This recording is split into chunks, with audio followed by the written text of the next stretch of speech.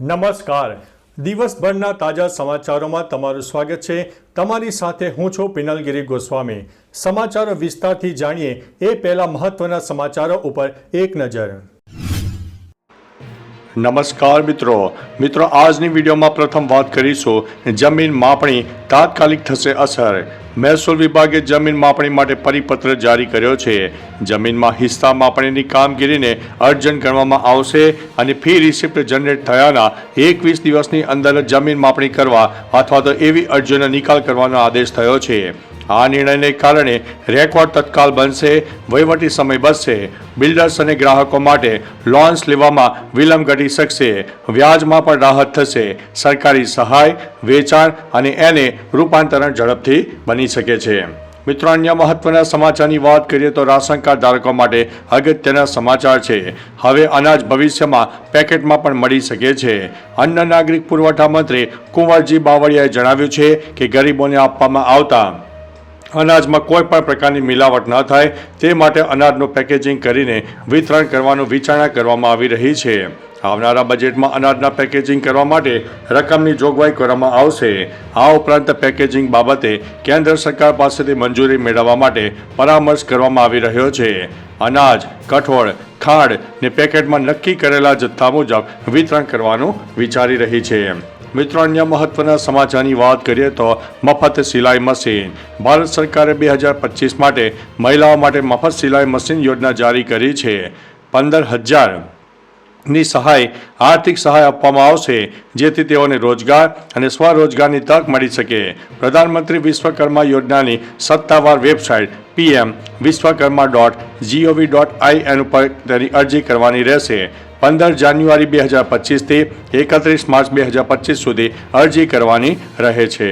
મિત્રો, અન્ય મહત્વના સમાચારની વાત કરીએ તો એલપીજી ધારકો માટે ખાસ ચેતવણી આપવામાં આવી રહી છે. એલપીજી ગેસ સિલિન્ડર તમારી પાસે હોય તો સાવધાન થઈ જાઓ. એલપીજી ગેસ સિલિન્ડર માટે અગત્યના સમાચાર સામે આવી રહ્યા છે. હવે તમારા કનેક્શનનું કેવાયસી કરાવવું પડશે, નહીં તો તમારું કનેક્શન ડિસ્કનેક્ટ થઈ જશે. 2019 પહેલાં કનેક્શન ધરાવતા લોકોએ જ કેવાયસી કરાવવું પડશે. ડિસ્ટ્રીબ્યુટર એજન્સીઓને ગ્રાહકોની સુરક્ષાને લઈને ડોર ટુ ડોર ચેકિંગ કરવા સૂચના આપવામાં આવી છે.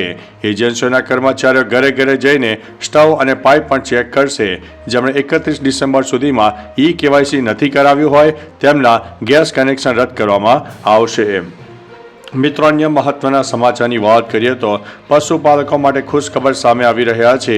પશુપાલન મંત્રી રાઘવજી પટેલે જણાવ્યું છે કે પશુ સંવર્ધન થકી દૂધ ઉત્પાદનમાં ટકાઉ રીતે વધારો મેળવવા માટે ગુજરાત સરકાર અદ્યતન ટેકનોલોજીને પૂરું પ્રોત્સાહન આપી રહી છે.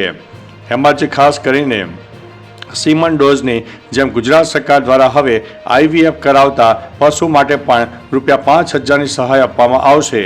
પશુપાલકો બહોળા પ્રમાણમાં IVF તકનીકનો ઉપયોગ કરી શકે તે માટે પ્રાયોગિક તબક્કે બનાસકાંઠા, સાબરકાંઠા, મહેસાણા અને આણંદ જિલ્લાના પશુપાલકોને આ સહાય આપવામાં આવનારી છે. મિત્રો, અન્ય મહત્વના સમાચારની વાત કરીએ તો જો તમારી પાસે પણ PUC નથી તો સાવધાન થઈ જાઓ. PUC માટેનો નવો નિયમ સામે આવ્યો છે. સૌથી પહેલાં વાહન ચાલકોને PUC સર્ટિફિકેટ આપતા રહેલા PUC વર્ઝન 2નો મોબાઈલમાં એપ્લિકેશન ડાઉનલોડ કરવાની રહેશે. બાદમાં મોબાઈલ એપ્લિકેશન મારફતે જ દરેક વાહન ચાલકોને PUC સર્ટિફિકેટ ઇસ્યુ કરવાના રહેશે. દરેક PUC સેન્ટર ધારક જીઓ ફેન્સિંગ અનુસાર PUC સેન્ટરથી 30 થી 40 મીટરની ત્રિજ્યામાં આ PUC સર્ટિફિકેટ આપી શકશે. આ ઉપરાંત વાહનના રજિસ્ટ્રેશન નંબર પ્લેટનો ફોટો, વાહનનો PUC સેન્ટર સાથેનો ફોટો તથા વાહનનો 4 થી 5 સેકન્ડનો શોર્ટ વિડીયો કેપ્ચર કરીને PUC વર્ઝન 2 સોફ્ટવેરમાં અપલોડ કરવાનો રહેશે. મિત્રો, અન્ય મહત્વના સમાચારની વાત કરીએ તો ડ્રોન દીદી માટેની યોજના જાણી લો. મહિલાઓ માટે ખુશખબર સમાચાર છે. નમો ડ્રોન દીદી સ્કીમની શરૂઆત 2022માં પ્રધાનમંત્રી નરેન્દ્રભાઈ મોદીએ કરી હતી. તેના હેઠળ 1 લાખ મહિલાઓને આવતા 5 વર્ષોમાં પ્રશિક્ષિત કરવામાં આવશે. આ યોજનાને દેશભરના કૃષિ વિજ્ઞાન કેન્દ્રો પર લાગુ કરવામાં આવશે. નમો ડ્રોન દીદી યોજના હેઠળ મહિલાઓને ડ્રોન ઉડાન, ડેટા વિશ્લેષણ અને ડ્રોન રાખવા વિશે ટ્રેનિંગ આપવામાં આવશે. તેમને ડ્રોનનો ઉપયોગ કરીને અલગ અલગ કૃષિ કાર્યો માટે પણ પ્રશિક્ષિત કરવામાં આવશે. આનાથી કૃષિ ક્ષેત્રે લાગતો સમય અને ખર્ચ ઘટી જશે અને રોજગારીની તકો પણ વધી જશે. મિત્રો અન્ય મહત્વના સમાચારની વાત કરીએ તો આયુષ્યમાન વંદના યોજનાના મોટા સમાચાર સામે આવી રહ્યા છે, જેમાં ખાસ કરીને આયુષ્યમાન વય વંદના યોજના વિશે જાણી લો। વડાપ્રધાન મોદીએ 70 વર્ષથી વધુ ઉંમરના લોકો માટે આયુષ્યમાન યોજના શરૂ કરી છે। 70 વર્ષથી વધુ ઉંમરના લોકો માટે બનાવેલ આયુષ્યમાન ભારત કાર્ડને આયુષ્યમાન વય વંદના કાર્ડ કહેવામાં આવશે। આ કાર્ડના આધારે વરિષ્ઠ નાગરિકોને હોસ્પિટલમાં 5 લાખ રૂપિયા સુધીની મફત સારવાર મળશે। ગુજરાતમાં આ રકમ 10 લાખ રૂપિયા છે। આ કાર્ડ વરિષ્ઠ નાગરિકોના સ્વાસ્થ્ય ખર્ચના બોજને ઘટાડવામાં સામાન્ય લોકોને રાહત આપશે। મિત્રો અન્ય મહત્વના સમાચારની વાત કરીએ તો શિક્ષણ ક્ષેત્રે મોટા સમાચાર સામે આવી રહ્યા છે। આરટીઈ પ્રવેશ ફોર્મ કરી લો તૈયારીઓ। સુરતમાં આગામી શાળા સત્ર માટે આરટીઈ એટલે કે શિક્ષણનો અધિકાર અધિનિયમ હેઠળ ધોરણ 1માં પ્રવેશ માટેની તૈયારીઓ શરૂ થઈ ગઈ છે। આ પ્રવેશ માટે જરૂરી દસ્તાવેજો જેમ કે આવકનું પ્રમાણપત્ર, જન્મ પ્રમાણપત્ર, નોન ક્રિમિલિયર વગેરે જરૂરી દસ્તાવેજો તૈયાર રાખવા તેવી સૂચના આપવામાં આવી રહી છે। નવા શૈક્ષણિક સત્રમાં પ્રવેશ આપવાનો હોવાથી વાલીઓને છેલ્લી ઘડીએ દોડાદોડી ન કરવી પડે તે માટે જરૂરી દસ્તાવેજો તૈયાર રાખવાની સૂચના પણ આપી દેવામાં આવી છે। બાળકનો જન્મ 2 મે 2018થી 1 મે 2019 દરમિયાન થયેલો હોવો જોઈએ। મિત્રો અન્ય મહત્વના સમાચારની વાત કરીએ તો પીએમ વિદ્યાલક્ષ્મી યોજનાને લઈને સૌથી મોટા અને અગત્યના સમાચાર સામે આવ્યા છે। કેન્દ્ર સરકારે વિદ્યાર્થીઓને આર્થિક સહાય માટે પીએમ વિદ્યાલક્ષ્મી યોજના શરૂ કરી છે।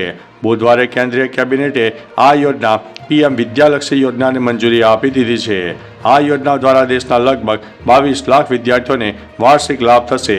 ઉચ્ચ અભ્યાસ માટે પૈસાની સમસ્યા નહીં રહે। પીએમ વિદ્યાલક્ષ્મી યોજના દ્વારા યોગ્યતા પ્રાપ્ત વિદ્યાર્થીઓને 10 લાખ રૂપિયા સુધીની લોન પણ સરળતાથી ઉપલબ્ધ કરાવવામાં આવશે। મિત્રો અન્ય મહત્વના સમાચારની વાત કરીએ તો મુસાફરો માટે મોટો નિર્ણય। માર્ગ પરિવહન અને ધોરીમાર્ગ મંત્રાલયે નેશનલ હાઈવે પર ચાલતા ડ્રાઈવરો અને મુસાફરોની સુવિધા માટે હમસફર નીતિ શરૂ કરી છે, જેથી લોકોને સ્વચ્છ શૌચાલય, બેબી કેર રૂમ અને વ્હીલચેર જેવી સુવિધા મળે। દરેક રેસ્ટોરન્ટ અને હોટલના પ્રવેશદ્વાર પર ડિજિટલ પબ્લિક ફીડબેક સિસ્ટમ લગાવવાના નિર્દેશ આપવામાં આવ્યા છે। આ સિસ્ટમને રાજમાર્ગ યાત્રા એપ સાથે જોડવામાં આવશે અને એના પર national highway authority of India દ્વારા નજર રાખવામાં આવશે। આ નિયમ ફક્ત ખાણીપીણી પૂરી પાડતા સ્થળોને જ નહીં બલકે પેટ્રોલ પંપને પણ લાગુ પડવાનો છે। તો ચાલો મિત્રો, ફરીથી દેશ અને દુનિયાના સુપરફાસ્ટ સમાચાર લઈને મળતા રહીશો। ત્યાં સુધી અમને રજા આપશો। નમસ્તે।